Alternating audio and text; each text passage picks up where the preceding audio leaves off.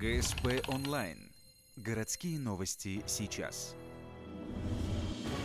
На днях бойцы ухтинского клуба «Русич» вернулись с первенства и чемпионата Республики Коми по карате Кёкун-Синкай, которые проходили в Сыктывкаре 2 февраля. Ухту представляли 5 спортсменов в 3 категориях – юноши 14-15 лет до 60 килограммов и мужчины до 65 и 75 килограммов.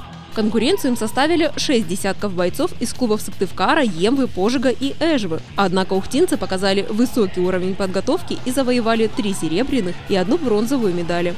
Прошло хорошо, уровень бойцов хороший, бойцы все были серьезные, мы готовились, и результат был ожидаемым, скажем так. То есть парни показали себя хорошо и на хорошем уровне, технику готовились. Аясал Ирзазада завоевал сразу 2 серебряные медали среди мужчин в весовых категориях до 60 и до 75 килограммов. Глеб Симонянц стал серебряным призером в категории юноши 14-15 лет. Его одноклубник Кирилл Пономарев в той же категории взял бронзу.